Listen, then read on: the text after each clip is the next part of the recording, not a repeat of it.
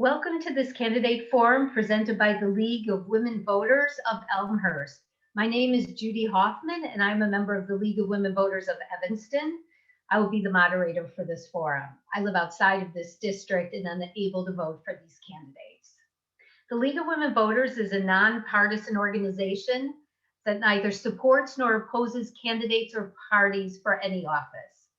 The League's purpose is to promote political responsibility through the informed and active participation of citizens in government. Providing this forum allows citizens to become better informed about the issues facing their community and to become better acquainted with the candidates running for office. We are happy to provide this service for the community. The questions the candidates will respond to today came from the League of Women Voters, of Elmhurst, and 3 of which were given to the candidates ahead of time, as well as questions collected from the public via email. This forum is for those seeking to be the alderman for the 2nd Ward and the 6th Ward. The candidates have agreed to abide by the rules set forth prior to this forum. The candidates will each present a 1-minute opening statement, and the order for each ward was determined by picking numbers. Then we will begin with the questions, and each candidate will have 1 minute to respond in alternating order. And closing statements in reverse order of the opening statements will also be 1 minute. Elmhurst League member Dave Williams will keep time, and candidates will strictly adhere to the time limits. Candidates, please keep notice of the timer, and when you see the stop sign, quickly finish your sentence. We will now begin with the opening statements, and that will be first by Mr. Dacre.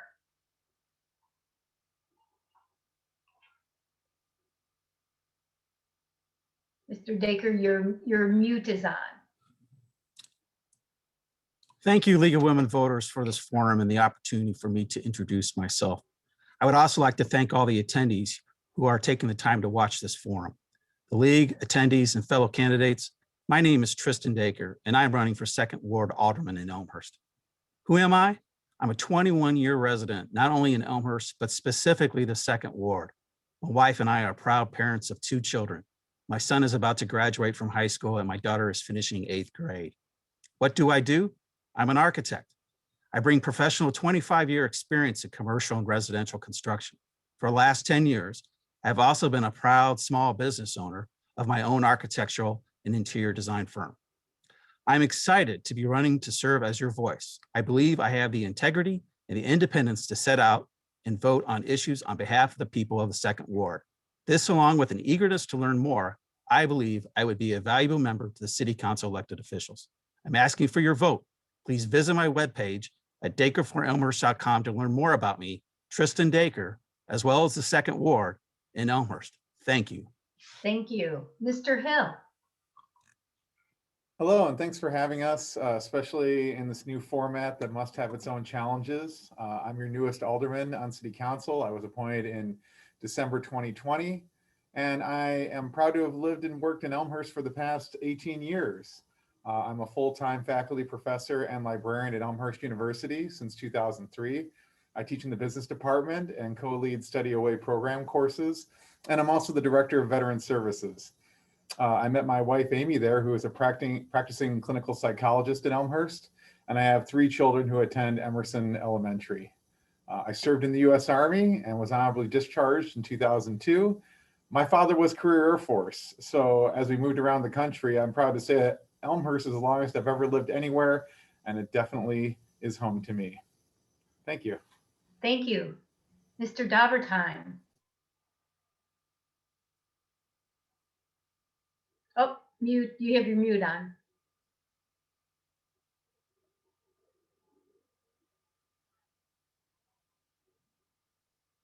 Can you scroll down to the bottom and unmute? How about now? We've got it. Okay, great. So I want to thank the League of Women Voters for having this forum. It's a great forum. My name is Peter Dabertin. I'm running for the 6th Ward Alderman position. I was born in Chicago. I'm a lifelong resident of the Chicago area. I've lived in Elmhurst for over 16 years. My wife and I moved here when we had a toddler. we were looking for a good community for him to be raised in. We looked at a lot of different communities. We fell in love with Elmhurst. We've been here ever since. I recently retired and I decided to run for alderman. I've always wanted to do community service or community office, give back to the community, but I was never able to do it because I had a job that required a lot of travel, and the travel was always unplanned where I'd have to travel at a moment's notice. But this gives me an opportunity to represent the people in my ward, and what I want to do is represent them. I'm not coming to office with any preconceived ideas. I want to represent them in the city council. I hope I have your vote. My website is peterdabertinforelmhurst.com. Thank you. Thank you. Mr. Ahern. Hello, my name is Peter Ahern. I'm running for the 6th Ward as well. I moved here with my family approximately 6 years ago. We have 2 stepchildren. One of them's out of the house now, but I have 3 at home with me here in Elmhurst. 2 of them were born here at the Elmhurst Hospital. We've come to grow and consider this home for us, and we very much like living here. It was I met my wife who is from the south side, and grew up on the north side. So this is a place that was right in the middle with great schools and a great distance families. So we've come to enjoy living here. I've always been interested in politics. I like the city, and I have a background in finance. I'm currently a law enforcement officer for 17 years, and I wanted to do what I can to be heavily involved in this wonderful city. Thank you. Ms. Bastedo. Thank you to the League of Women Voters for hosting this forum. My name is Emily Bastedo. I've been a 6th Ward resident for 13 years. I've worked as a municipal finance attorney, been senior advisor to a former Illinois governor, and served 4 years on the District 205 school board. My husband, Brian, and I have 2 sons, Charlie, who is an 8th grader at Visitation School, where we are active parishioners, and Elliot, who is a 6th grader at Bryan Middle School. Both my boys went to Jackson Elementary.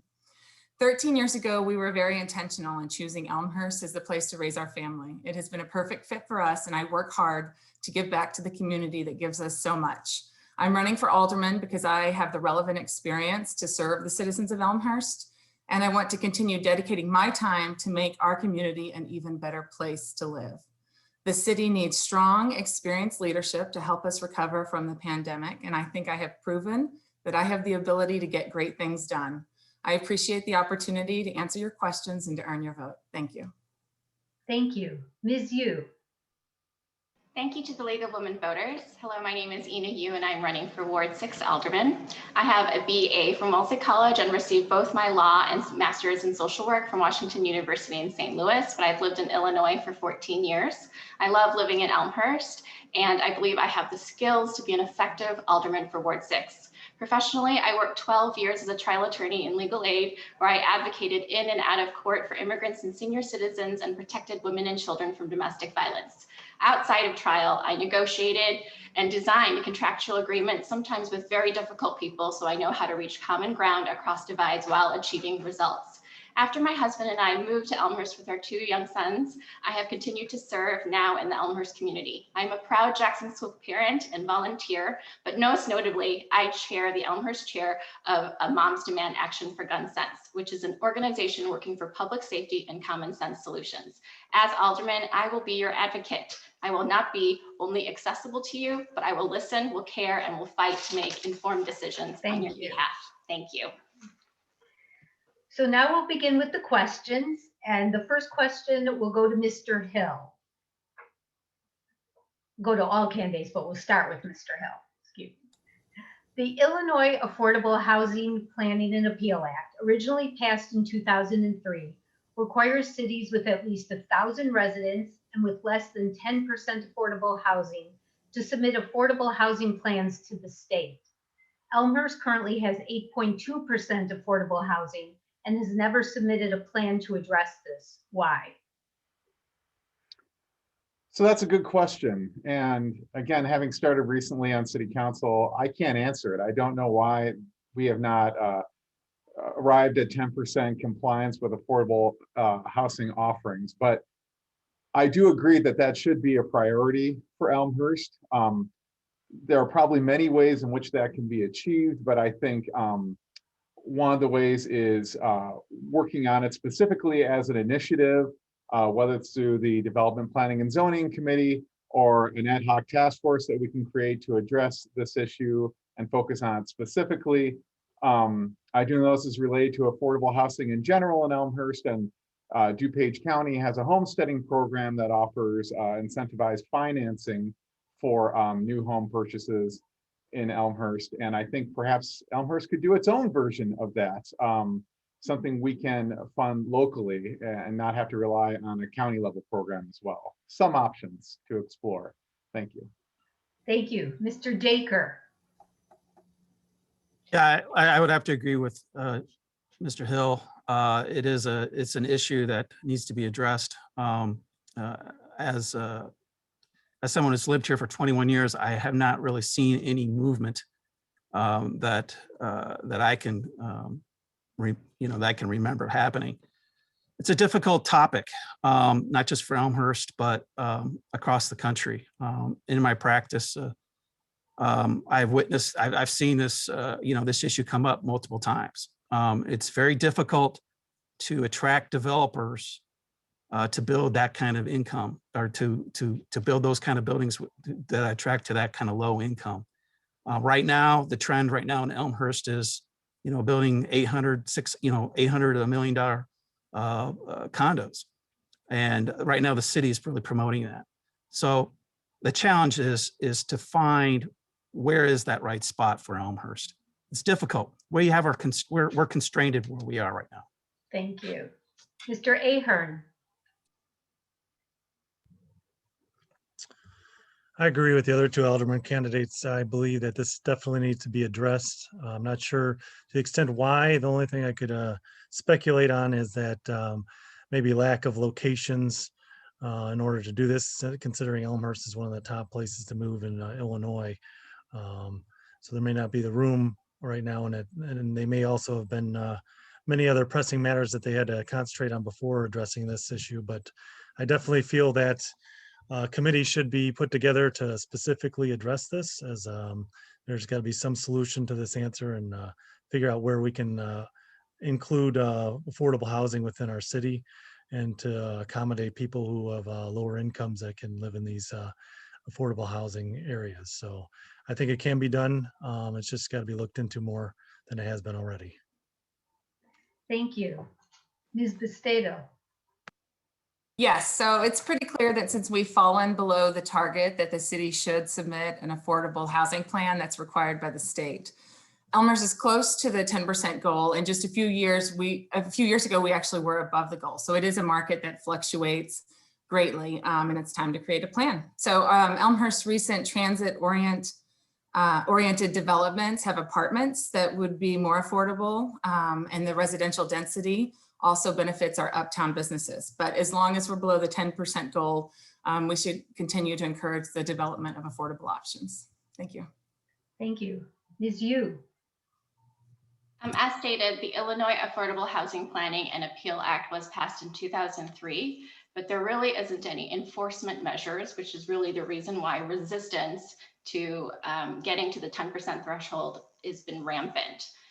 One of the reasons why I believe Elmhurst has not met its threshold is because we are one of the municipalities that has a home rule ordinance, and that is often used to flout certain state laws, giving municipalities the right to self-govern.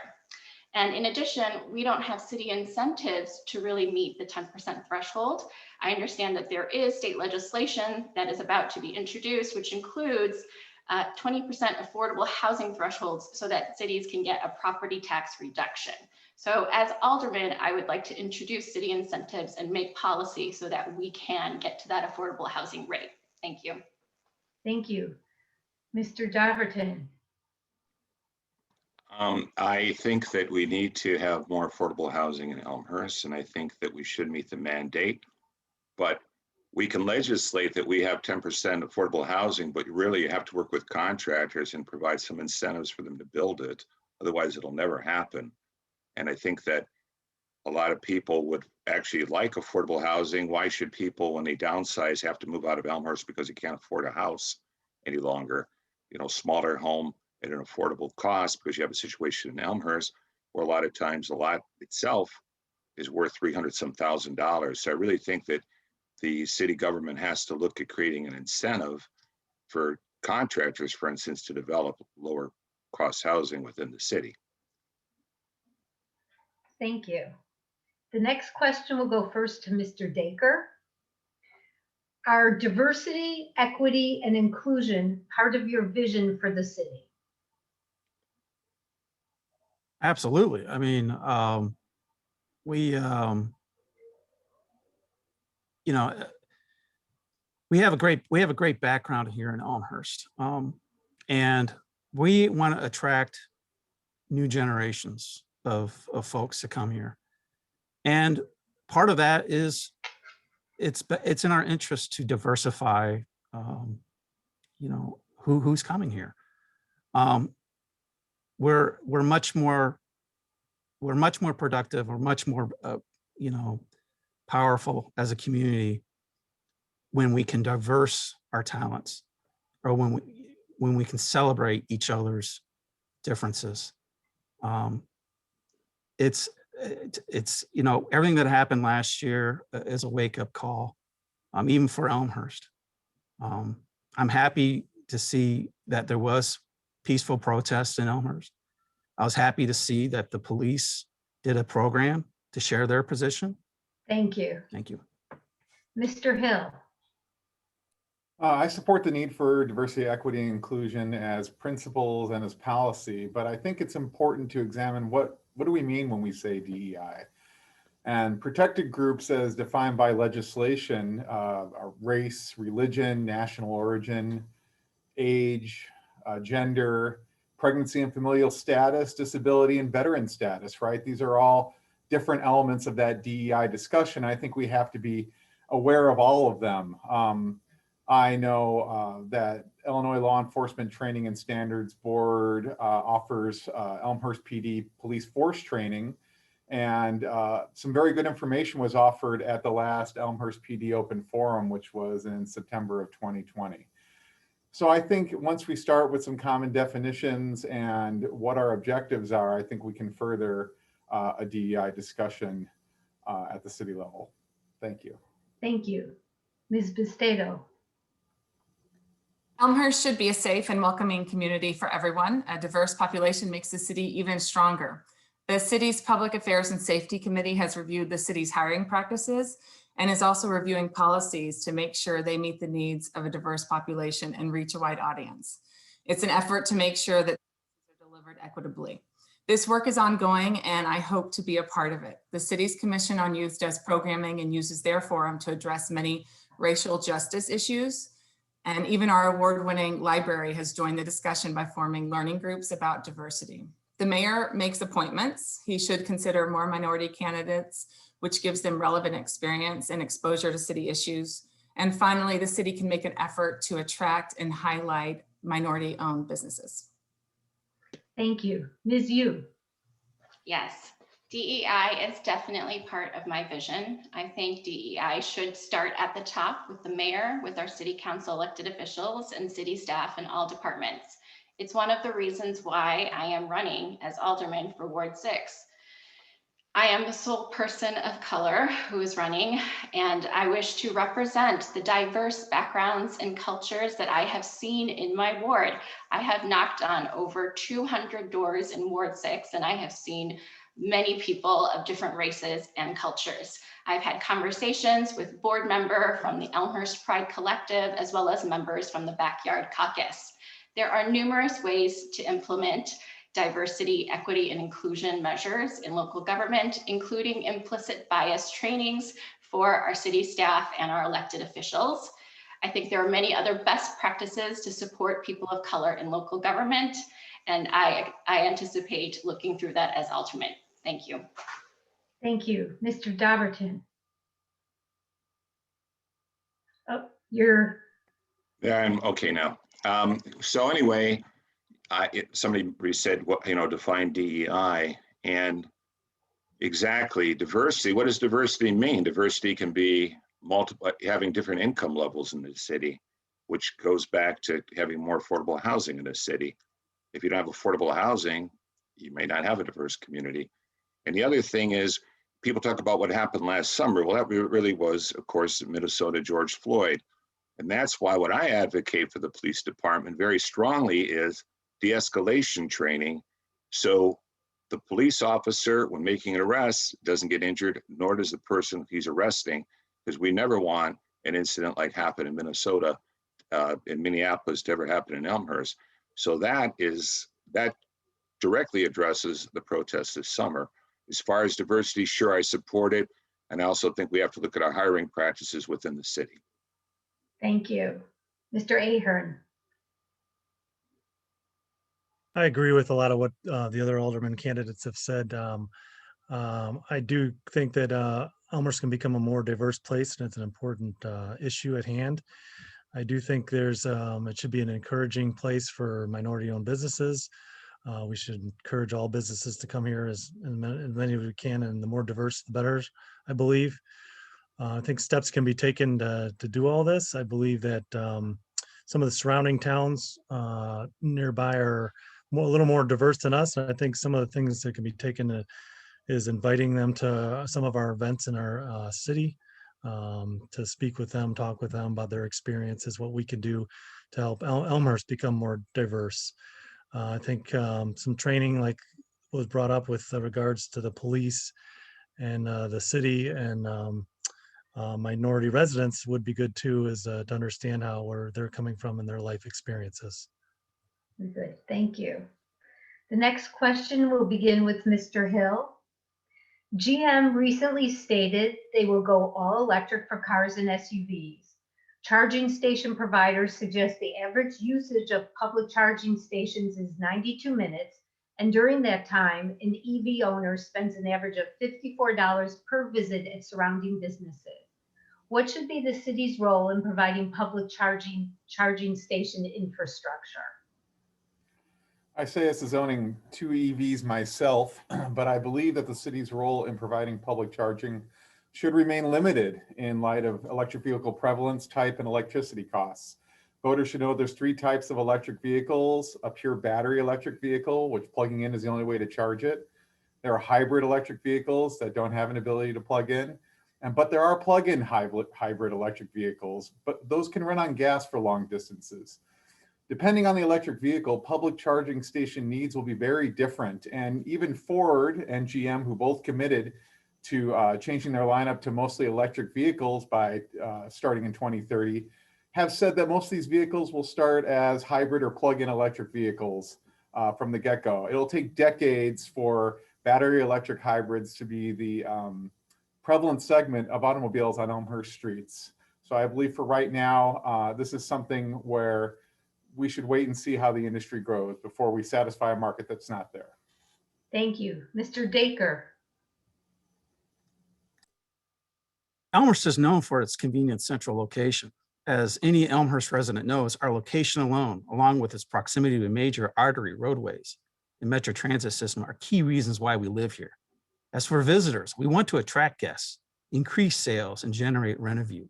By encouraging those who are already own or who may owe in the future electric vehicles, Elmhurst has actually a position of attracting more demographics and a broader appeal. The city should consider increasing charging facilities in existing parking garages. By providing charging stations, Elmhurst could build a competitive advantage in opening up a new audience, encouraging visitor use, and loyalty to local restaurants and retail. The city should also promote incentives to businesses such as Elmhurst Crossing, where large areas of parking are available.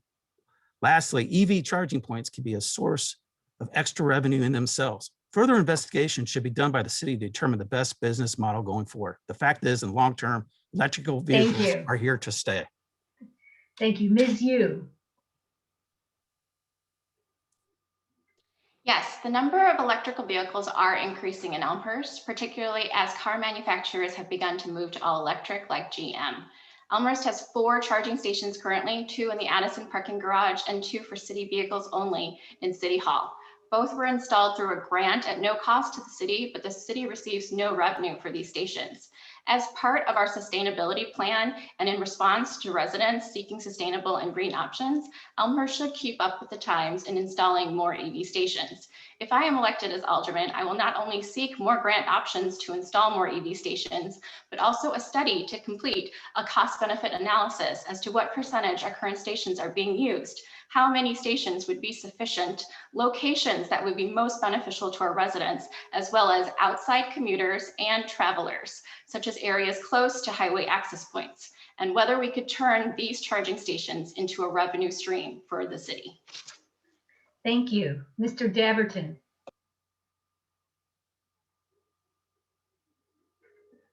Your mute is on, Mr. Dabertin. I'm having trouble with that, aren't I? So when it comes to electric cars, I'm a fiscal conservative, and I think the future of electric cars is far from determined. Unless there's, maybe General Motors knows of some revolutionary battery technology that's out there. Lithium-ion batteries, which are currently used, require long charge times. Electric vehicle sales, despite different tax incentives, still is less than 1% of all vehicle sales. It is by no means determined this is going to be the future. So I would go I would do a slow approach. I would be in favor of adding some extra charge stations in our parking garage for the Elmhurst residents that do have electric cars, especially for the commuters. But other than grant money, I would say, hold up. Just remember, less than 10 years ago, the Secretary of Transportation said that by 2021, our streets would be loaded with autonomous driving cars. Do you see any? So I think we really have to take a cautious approach on this and not be spending taxpayers' money on it yet. Thank you. Mr. Ahern. Oh, I'm sorry. Oh yeah, Mr. Ahern. Yeah, I do believe that the electric car industry is growing. It's still pretty new, but there are many people that in our town or in our city and in the surrounding areas who have electric cars. And I think, like one of the other aldermen said, that adding in more charging stations would be a benefit and would entice people to come here and spend their money at our local businesses. So I think it would be a good idea to do that. I also agree that it probably should be done in a gradual state, just to see where and how, and be reevaluated every few years, just to see where we're at with regards to maintaining and the cost of it and whether it's efficient or not.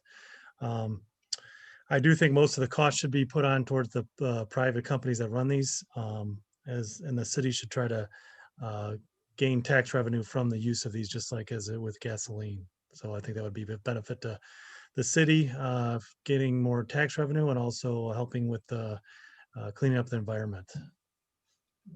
Thank you. Ms. Bastedo. I believe the city actually has 6 charging stations available to the public, but no doubt we need more. It's important for the city to start planning now for more charging stations, because you can't just put them anywhere.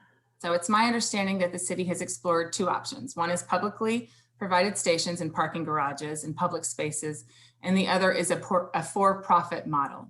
In the for-profit model, a private company pays for the cost of constructing the charging stations and then makes money from advertisements they put on or around the stations.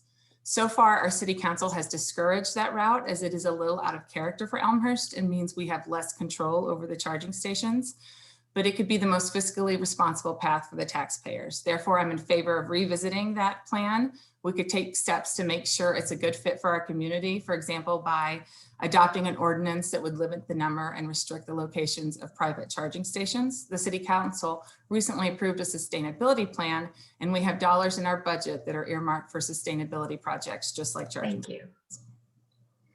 The next question will start with Mr. Dacre. With the pandemic, what needs to be done to address the shortfall in Elmhurst revenue, and how would you address the budget? Would you consider revisiting the idea of marijuana sales and/or video gambling to improve the city budget? Yeah, it's a very good question. I am, this next year and even the next 2 years after us is going to be difficult for all of us. It's going to be very difficult for government, because this is, like you said, this is not going to go away easily.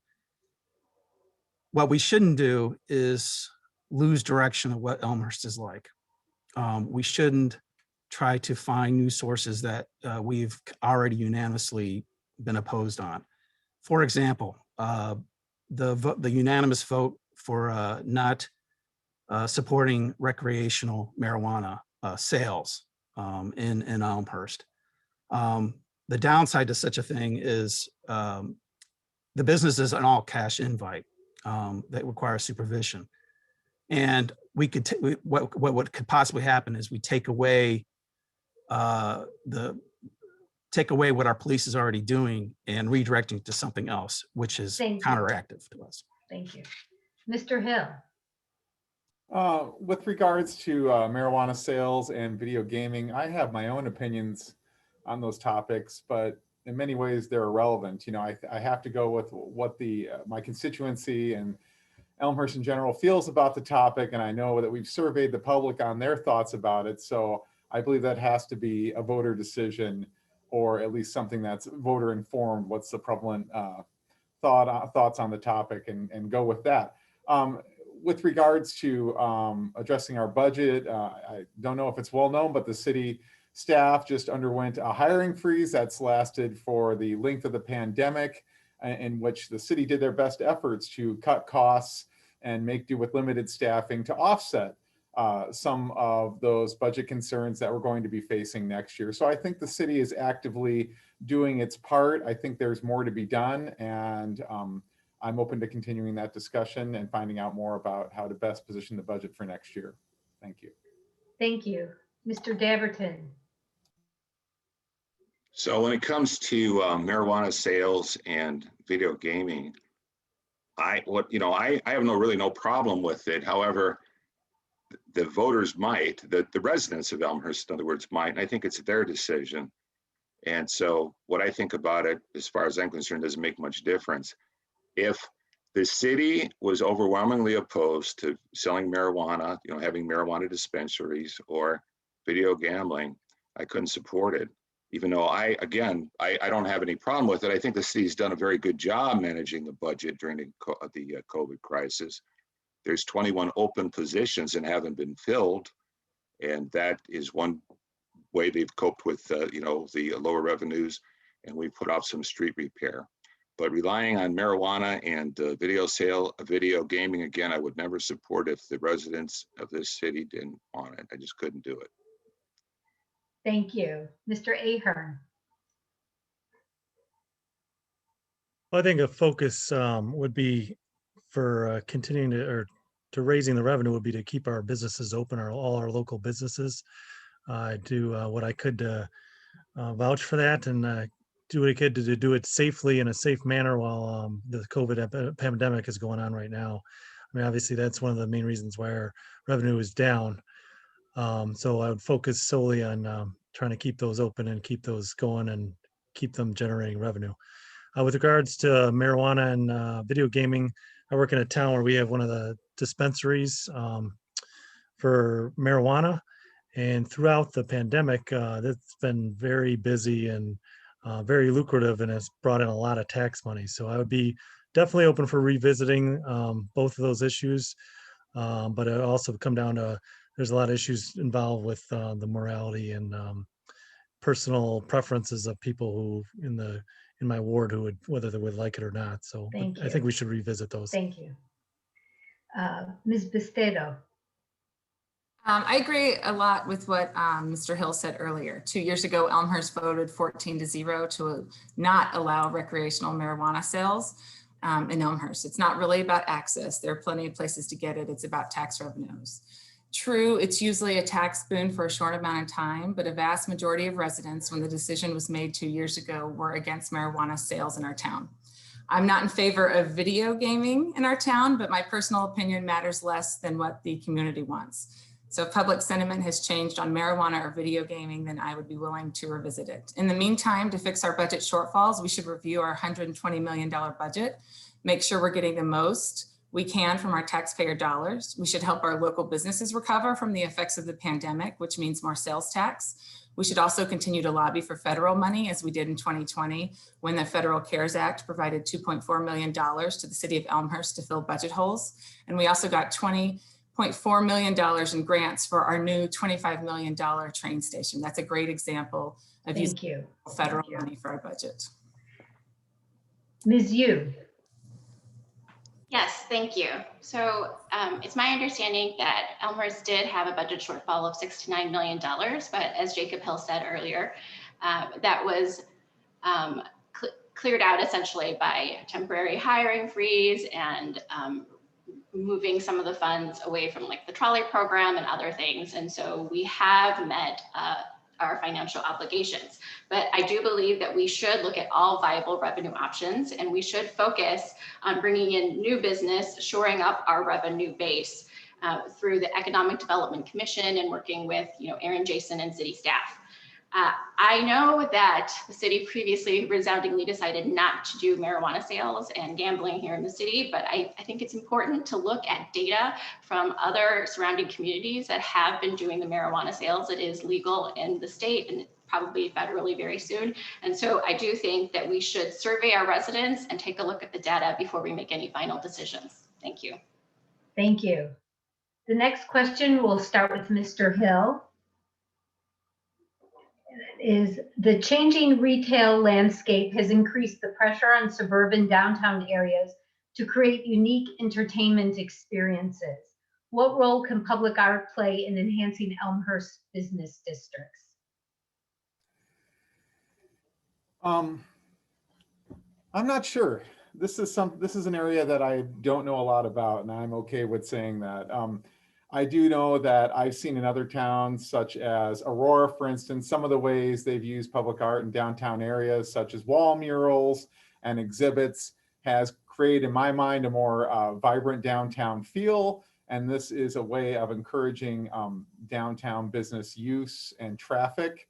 There are other factors here that I'd like to consider that, like public art, don't seem directly related, but might help enhance the downtown district, and that would be the Elmhurst pedestrian and bicycle plan, right? If you have access to downtown, or if you look at other programs that might help, like expanding the trolley service that serves downtown, maybe these are other ways we can take sort of outside context solutions and apply them to enhancing the downtown Elmhurst experience. Thank you. Mr. Dacre. Yeah, thank you. I think we have a great source downtown that is being completely underutilized, and that's the History Museum, as well as our Art Museum. Right now, the History Museum staff has played a great role in maintaining operations during this COVID pandemic, and they've proven how well they can market themselves. And they've done a great job with the limited budget that they have. What can be done with the Elmhurst Museum is it has the opportunity to become a great gem in the railway corridor there. It could be reused and attract larger functions, private events, and all of that can spread to the local community, business community surrounding the area. It's an untapped market. Hospitality, if you have a great place, they will come, and you just need to sell it and build upon it. Thank you. Mr. Ahern. Well, I'm all for doing what we can to make our downtown area more attractive and appealing to anybody willing to come down and go to our businesses and spend their money and come down to the downtown area. I'm not sure what the benefit is, if it does attract people or if it doesn't, but I feel my personal opinion is that any kind of area that makes people feel welcoming and attractive is going to encourage them to come down and check out our downtown, and then subsequently respond to each business in the area and spend their money here. I think it's definitely something to look into. I would just be interested in seeing if there's been any studies done on this and what the costs versus benefits would be in implementing all this. Thank you. Ms. Bastedo. If public art would bring more people to Elmhurst to help our local businesses, then I would absolutely be in favor of it. And I think the answer is that yes, it does. It enhances our downtown experience as retail continues to evolve. So online shopping continues to gain popularity. And as it does, we need to give people a reason to make Elmhurst a destination and visit our wonderful restaurants and businesses and shops, give them something that they can't get in the surrounding communities. So if public art can do that, then that's a great thing. Thank you. Ms. Yoo.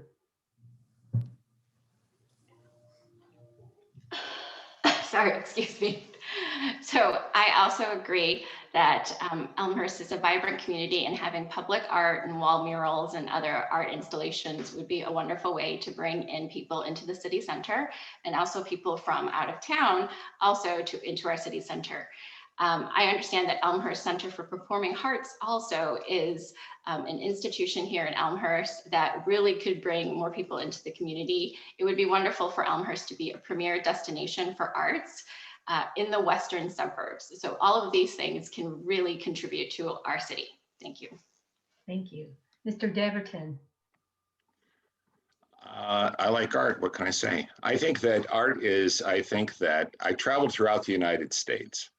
I went to all kinds of cities, literally hundreds and hundreds of cities in the United States. And I can tell you that cities that have a vibrant art community, they do very well. They bring in people. You're bringing people to restaurants, you bring them into shops. I think that we definitely should support art in Elmhurst and our cultural institutions like the museum, the art museum. I think it's really important. And in this way, I think we're also supporting the local business people. I would also be interested in looking at having an art festival or some kind of festival. I watched one of my brothers develop a festival in a different state that now brings in thousands and thousands of people every summer. And it's a big boom to that town. And I think that, yeah, it does deserve our support. I'd be reluctant to spend tax dollars on it, but there's a lot of ways we can do support for these people. And I think we should go and do it. Thank you. The next question will begin with Mr. Dacre. In a recent study, Baxter and Woodman Consulting Engineers recommended the city hike water and sewer bills by 50% over the next decade. Why do Elmhurst residents currently pay more for water than most surrounding suburbs? And what is your position on a 50% hike? And what data are you using to support your position? Thank you.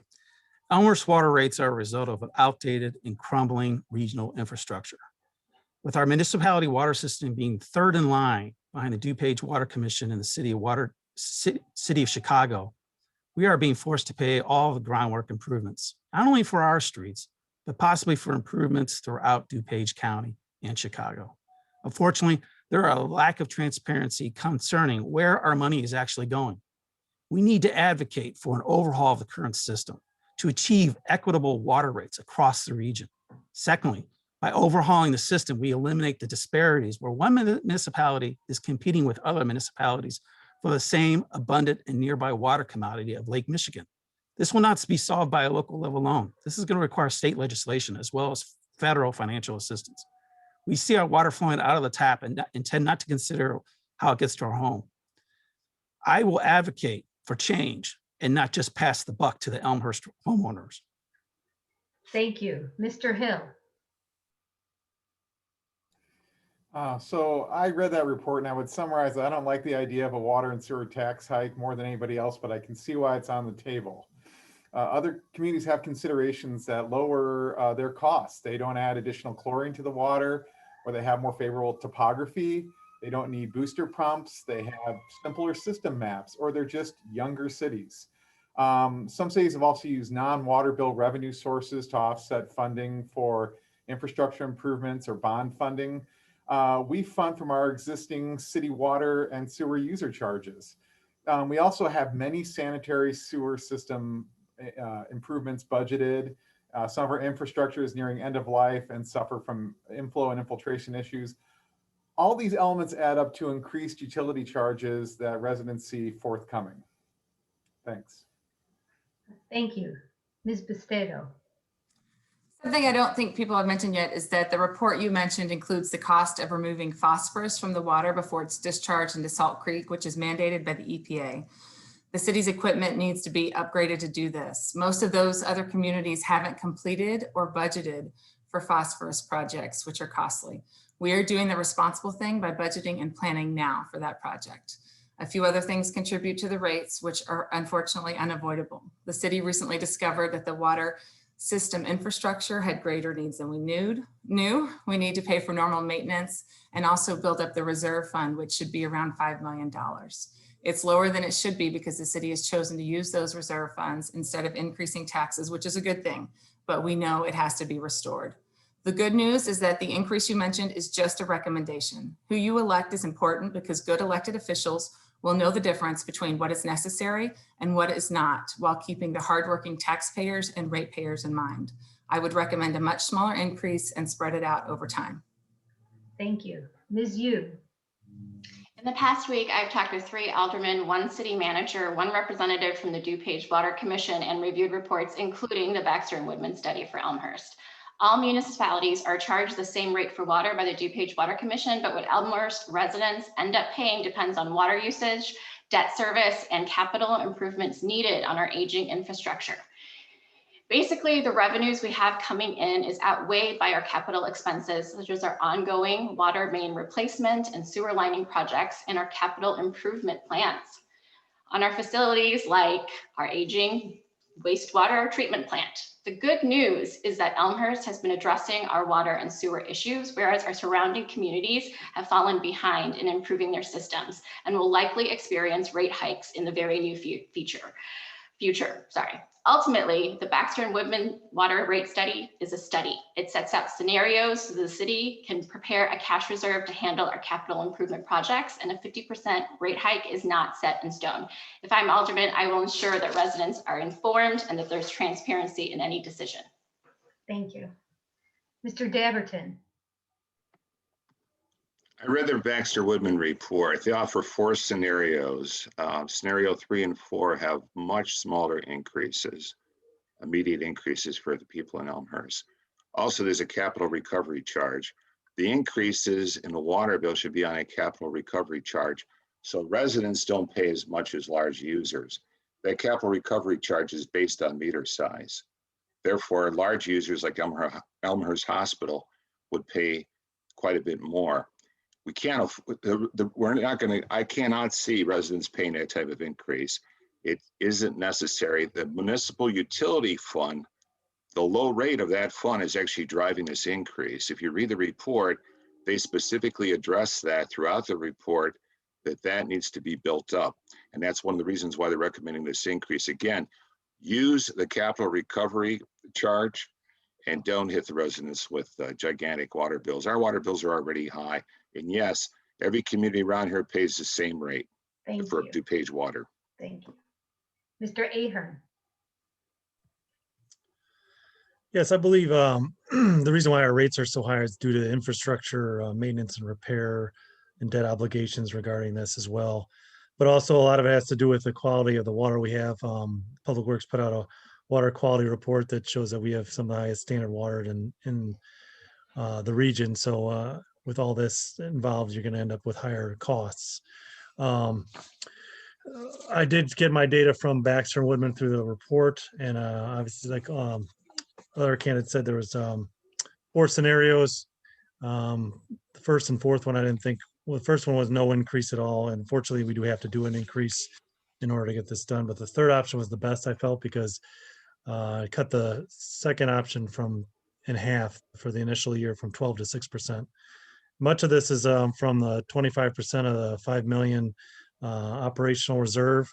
I think if that's actually spread out over a longer period instead of 10 years to 15 or 20 years, we can reduce taxes for everybody. It increases as well. Thank you. Well, the next question is going to be our last question, and that'll go to Mr. Hill. But first, we had hoped to get through 2 more, but due to time limitations, it's not possible. So I did want to bring the audience to the attention of our website, the League of Women Voters of Illinois, illinoisvoterguide.org. The question we're not getting to today was one of the ones we sent to the candidates, and they supplied written responses to those.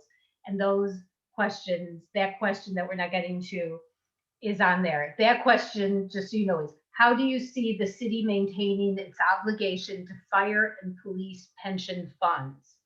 So illinoisvoterguide.org for the candidate responses. So now the final question, how should financial responsibility for stormwater management be apportioned between homeowner, builder, and the city? One of my favorite topics, stormwater. So I feel that cost sharing programs are great for both the homeowner and the builder to get some immediate work. I mean, the city to get some immediate work done. I participated in one this last summer, and I think there's advantages in promoting those projects so that homeowners are aware of them. I think the city could also potentially offer flood mitigation where they pay up front. I mean, the homeowner, the city pays up front.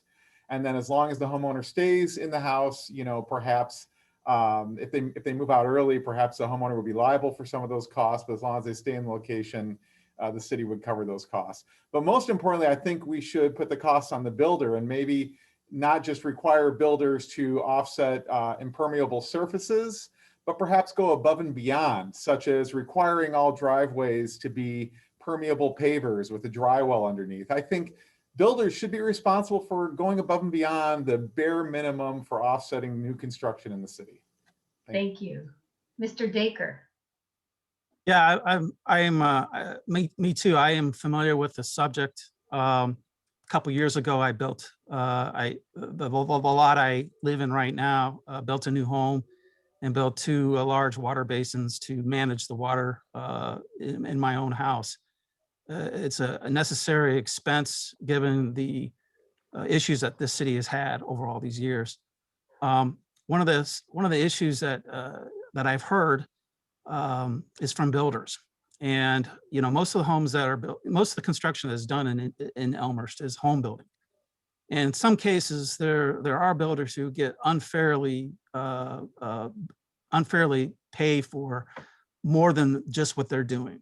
It's something that Elmhurst right now kind of passes the liability and the task to the builder, when there's a possibility that maybe the city could actually take on more of a role in making those connections to new homes, and maybe even make a profit off of it. That's another source of income that instead of the builder doing, that the city could take on. Thank you. Ms. Yoo. Yes, I also agree with the other candidates with regard to cost sharing programs that can be shared by the city and also the homeowner. There are at least 5 cost sharing programs in Elmhurst, including the check valve reimbursement program, as well as the storm sewer extension program. But also there have been instances where the city has approved a project such as for Crestview and for Brenhaven, where the cost of floodproofing the homes would be about $200,000 to $300,000, as opposed to the city building a detention fund or a pond or a tank, which would have been $1 to $5 million. So in certain situations where it would be more cost effective for the city to just pay for the floodproofing of these individual homes, I would like to see more of that happen as well. Thank you. I see we lost our timer, so I'm gonna put on my, give me a moment here, put on my phone. All right. So I'll give you when. I got it Are again. you back there? Okay. All right. Tell me when you're ready. I'm ready. Okay, thank you. We're almost there. Oh, Mr. Dave. Dabertin.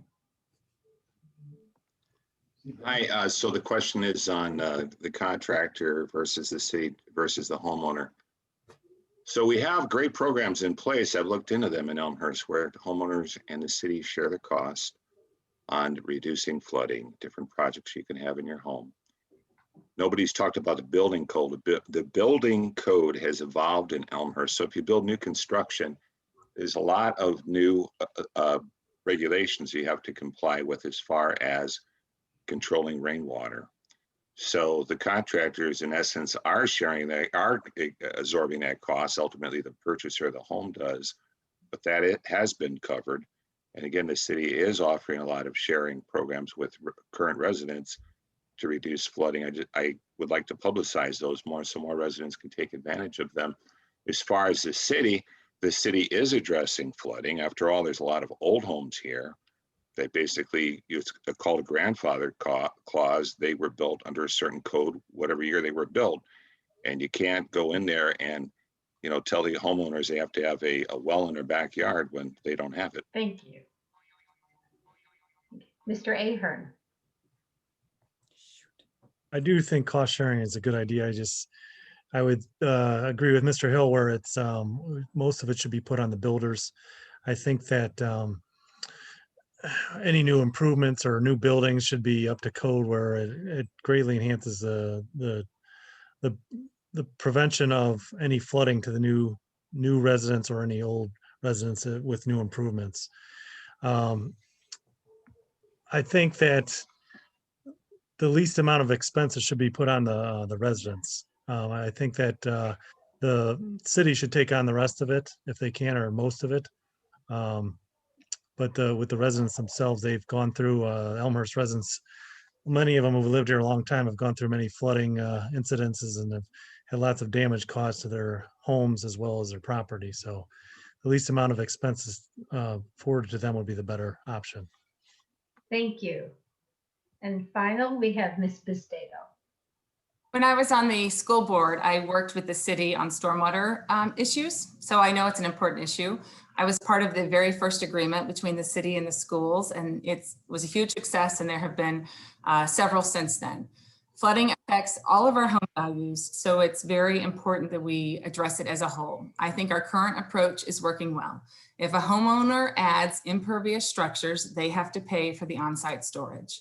Infrastructure improvements are the city's responsibility, and it's the builder's responsibility to make sure that any structures they put in are not impacting our stormwater system in a negative way. Right now, the builders pay 100% of any impact that comes from building projects, and I support that. Thank you. Now we're at time for the closing statements, and we have Dave back here. So Dave, you'll do our timing for the closing statements.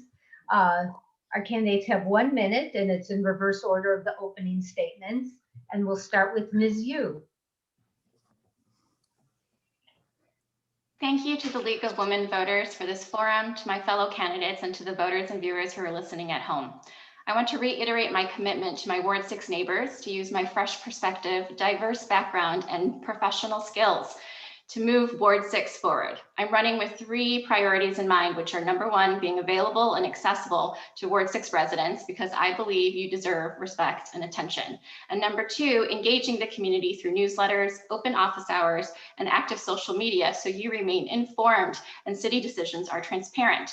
And number 3, seeking ways to develop Ward 6 businesses, public and green spaces, and ways to connect the south side of Elmhurst to the rest of the city via pedestrian and bicycle access. It's not just enough to have municipal finance experience to be a good alderman. Otherwise, it would be a mandatory requirement for all the aldermen. I won't be a part-time politician. I have the time, flexibility, and passion to be a full-time advocate to my neighbors. Please vote for me, Yeena Yoo, for Ward 6 Alderman on April 6th. Thank you. Thank you. Ms. Bastedo. I have worked on stormwater projects with the city, including one that directly impacted 41 6th Ward families and protected everyone's property value. In 2020, I used donations to the Elmhurst Community Relief Fund to direct over $10,000 to local restaurants. When I saw a need in the community, I created a pop-up food pantry. I understand municipal finance. I'm an expert in local government. And most importantly, I have proven that I can get things done in Elmhurst. I consider it a privilege to be able to serve the citizens of Elmhurst, because this is the place I've called home for a long time, and I love this community. I don't sit on the sidelines, I jump in and fix problems. I will continue to make giving back to this community a priority.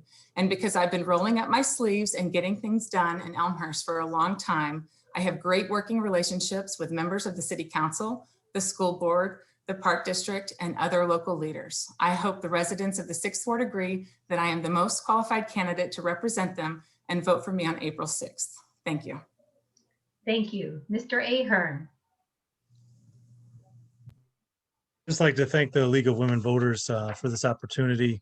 It's a great opportunity for the candidates to speak their opinions and the residents to listen to them and be able to hear them. So I want to do what I can to represent my ward to the best of my ability and serve the people who live in it. That's my intended goal. I have a finance background, several years working in finance industry, and then I have 17 years of law enforcement experience, which I believe represents the fact that I'm willing to serve my community to the full extent of my abilities. Some of my focuses will be on COVID and basically keeping our businesses open, and along with doing what we can to keep our schools open. I also, one of the motto for my campaign is common ground, and I believe that's with the divisiveness going on in our country and in our city, I think by working and listening to people and understanding them to try to find a compromise and find out what we all agree on, we can get more things done here. Thank you. Mr. Dabertin. First, I want to thank again the League of Women Voters for providing this forum. I haven't run for a political office before, but I figure that's no hindrance that we have an awful lot of people who have joined the Senate, United States House without any political experience. And you know what? There's some of the most dominant people in the political discussion today. So that aside, I am here to represent the people of the 6th Ward. One thing I've noticed about people who run for political office is that they run on a particular slogan, they get in, and then they implement some sort of agenda that they had. What I want to do is listen to each person who contacts me, and even if I disagree with them, I'm going to at least discuss and consider their position. I'm here to represent the people of the ward, not myself. I hope you'll consider voting for me. You can look further on my platforms at peterdabertin4elmhurst.com. Thank you. Thank you. Mr. Hill. First, I'd like to applaud the other candidates for being willing to serve their community. I hope there's room for all in Elmhurst who want to make the community better, if not in this election, then in the future. I promise I'll represent you with uncertainty and doubt as some of my guiding principles. And by this, I mean that I will always take the position that I need to learn more about the issues at hand, ask questions, review assumptions, seek alternative viewpoints, and always ask, what are the objectives? I will not pretend that I am the authority on topics, and I will take the initiative to get as much input as possible before committing to a position. Critical thinking will guide my political career, such as it may become, as it has guided my academic career. We all have something valuable to bring and to take away from every interaction, and the most precious thing is an open mind. Thanks. Thank you. And lastly, Mr. Dacre. Thank you again, League of Women Voters, for this forum, and the opportunity for me to introduce myself. I'm happiest when I'm engaging and strategizing with the team to develop solutions. I think my superpower is establishing more meaningful connections, even with those who have had a hard time seeing another viewpoint. Whether it's someone within my own office, an outside consultant, or a client, I have a track record of building strong and trusting relationships. These sustained relationships result in positive outcomes. Like many of you, I am looking to rise back up this year. While resiliency was my word for 2020, it's now finally 2021, and it's time for us to rise well, Elmhurst. I'm asking for your vote. Please visit my website at dacre4elmhurst.com to learn more about me, Tristan Dacre, as well as the 2nd Ward. Thank you. Thank you. And this closes our forum. Thank you to our candidates. Your participation as a candidate and as a voter is essential to preserving our freedom and our country. And one last time, we've heard this at the end of each forum today, but please remember to vote on or before April 6th, as one vote can decide the election, and that one vote can be yours. Thank you. Very good.